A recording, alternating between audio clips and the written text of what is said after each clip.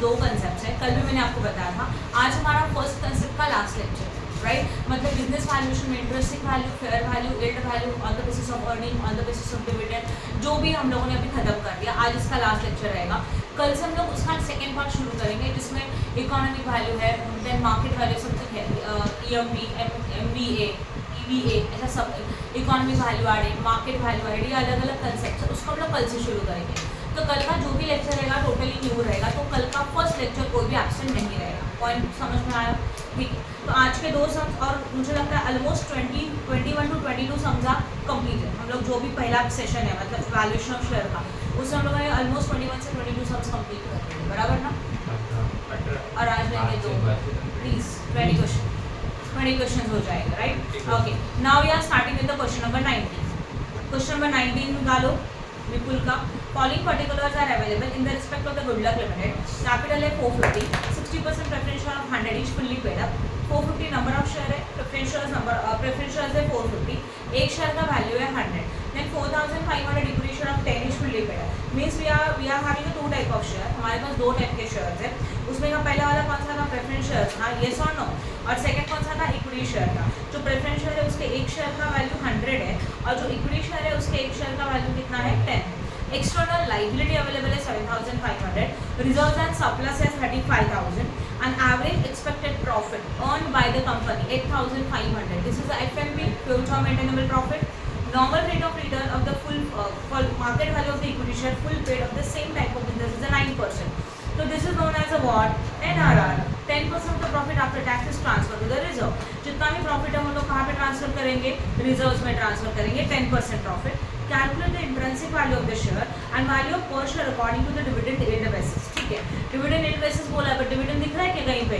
No, right? तो ये normal yield basis है। assuming out of the total assets of 350 are 50 years, जितने भी टोटल एसेट्स है उसमें से 350 के हमारे 50 years एसेट्स है। ठीक है, पहला कौन सा मेथड उन्होंने बोला? Intrinsic value method. हाँ या ना? इंट्रिंसिक वैल्यू मेथड में क्या करते हैं हम लोग?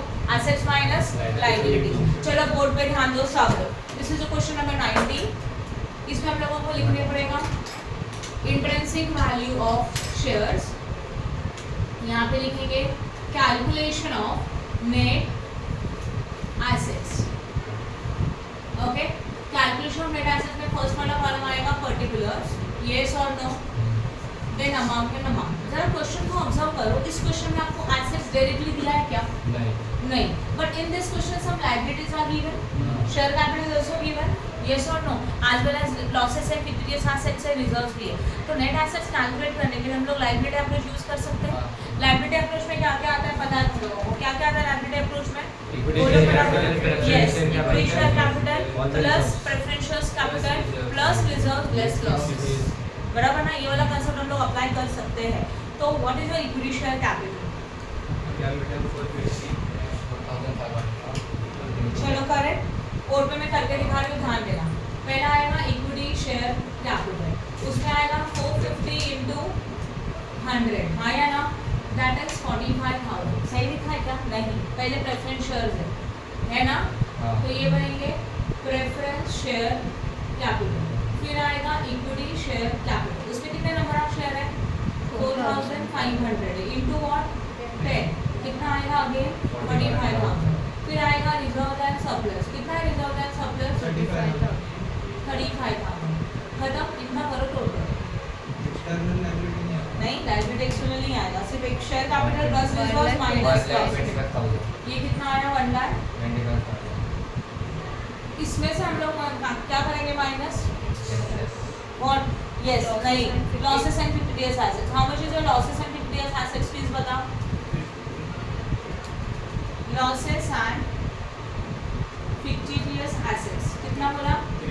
350। ये सिंगल है, 350 डायरेक्टली हम अपर पे लिख सकते हैं। करो माइनस प्लीज। 1,25,000 माइनस 350, 1,24,650। इसी को बोला जाएगा वो नेट एसेट्स। नेट एसेट्स में से माइनस करेंगे व्हाट? प्रेफरेंस शेयर कैपिटल, और वो कितना है बोलो? 45,000 है कि नहीं है? फिर जो भी मिलेगा that is known as amount available to equity share. कितना? 79,650। 79,650। डन, ये वाला पॉइंट समझा? लायबिलिटी अप्रोच हम लोग अप्लाई कर रहे हैं।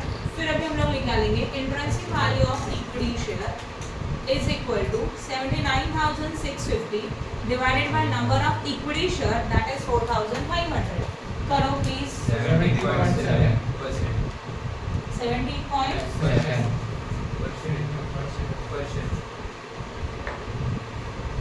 यहाँ पे आएगा 17.7 पर शेयर. तो intrinsic value of equity share is equal to 17.7 per share. खत्म. इंट्रिंसिक वैल्यू बहुत इजी है. टेक्स्ट बुक में यही सम बहुत अलग अलग मेथड से सॉल्व किया, जरूरत नहीं है. उन्होंने एसेट्स अप्रोच यूज किया और एसेट्स अप्रोच के लिए उन्होंने एसेट्स फाइंड आउट किए. क्या लॉजिक अप्लाई किया? Total liability is equal to total assets. बराबर ना. ये कंसेप्ट यूज करके उन्होंने एसेट्स निकाला, उसमें से लायबिलिटी माइनस किया. बट अगर आप इजीली लायबिलिटी अप्रोच यूज कर सकते हो तो लायबिलिटी अप्रोच यूज करो. एसेट्स अप्रोच यूज करने का जरूरत नहीं है. समझा यहाँ तक? ये वाला पॉइंट क्लियर है? यस और नो? ओके. अभी हम लोग जाएंगे इस पोर्शन. मतलब यहाँ पे हम लोग क्या लिखेंगे? अभी बोलो. यील्ड वैल्यू निकालेंगे. तो सेकंड मेथड है what? Yield value. Yield value में क्या चाहिए? पहला वाला एफएमपी चाहिए. एफएमपी में हम लोग क्या लिखते हैं? Average profit after tax. कितना दिया average profit after tax? Check करो क्वेश्चन में प्लीज. 8,500 दिया है ना क्वेश्चन में. 8,500. यस और नो? तो यहाँ लिखेंगे 8,500 minus what? Preference shares dividend. How much is the preference share dividend? Check करो. 60% है. ओके. तो निकालो फिर.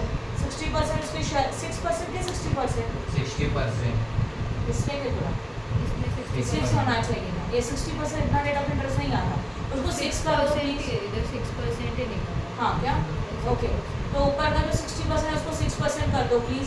अभी कैलकुलेट करते हैं. प्रेफरेंस शेयर डिविडेंड कितना परसेंट चाहिए? 6% चाहिए. हाँ या ना? कैसे आएगा? कितने के ऊपर? 45,000 के ऊपर कितना परसेंट? 6%. बोलो. 2,700 करो माइनस 5,800. फिर उसमें से माइनस करेंगे व्हाट? Transfer to reserve. कितना है ट्रांसफर टू रिजर्व? 10%. क्या हो गया? कुछ डाउट है? 10%. अभी 10% हम लोग इसी के ऊपर निकालेंगे. That is what? 580. नीचे नोट लिख देंगे. करो माइनस 580. 5,220. आपका टैक्स ऊपर दिखता है ना. हाँ, दोनों में से किसके ऊपर भी निकाल सकते हो, बट नीचे नोट लिखना पड़ेगा कि transfer to reserve is calculated on what? Net profit after tax या तो अमाउंट अवेलेबल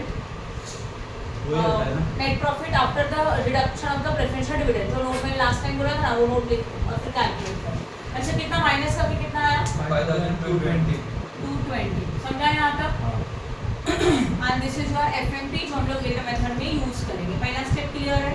सेकेंड वाला स्टेप क्या आता है? बोलो. रेट ऑफ एफएमपी चाहिए. रेट ऑफ एफएमपी का फॉर्मूला क्या होगा? FMP divided by what? Paid up equity share capital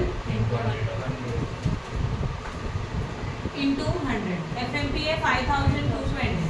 paid up equity share capital है 45,000 इनटू व्हाट? 100. चलो बोलो. 45,000. 45,000. 11.6.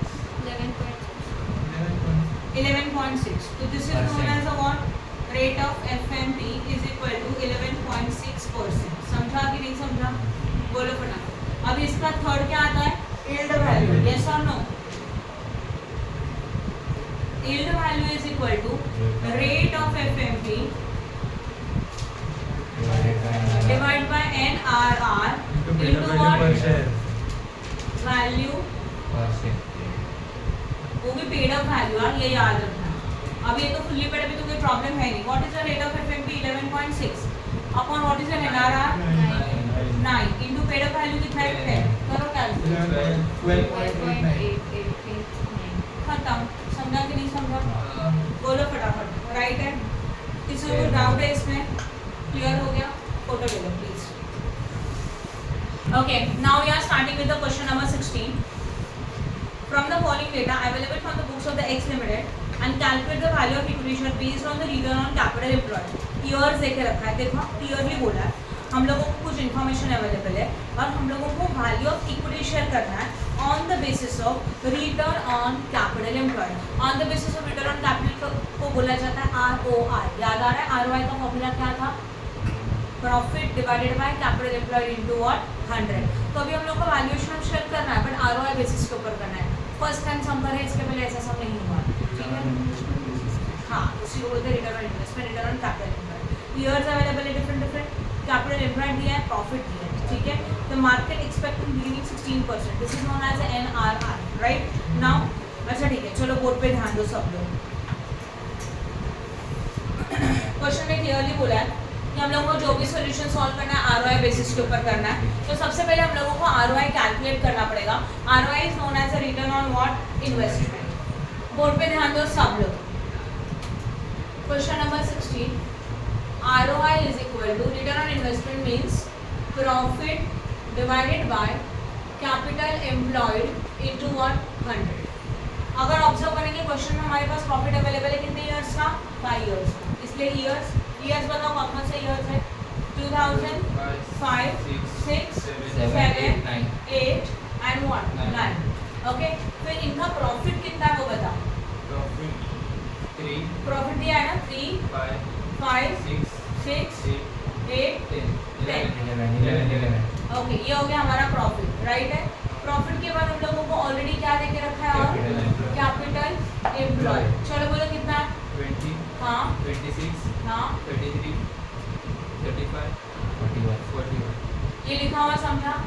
यहाँ पे किसी को कुछ डाउट है क्या? नाउ लिसन, अभी हम लोग को इतना चाहिए ROI को फॉर्मूला आपको पता है क्या है, प्रॉफिट कितना था 3 डिवाइडेड बाय 20 आया ना, इंटू 100। अगर डिटेल्स में लिखे तो ऐसे लिखेंगे 3 डिवाइडेड बाय 20 इंटू 100, ये हो गया 2005 का।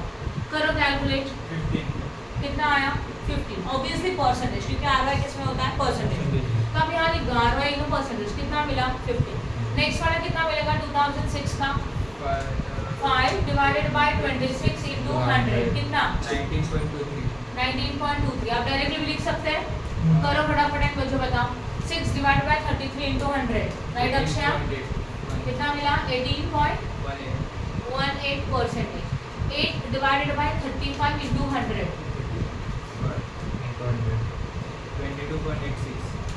22.86%। 11 डिवाइडेड बाय 41 इंटू 100, 26.83। लिखा हुआ सही है, यस और नो।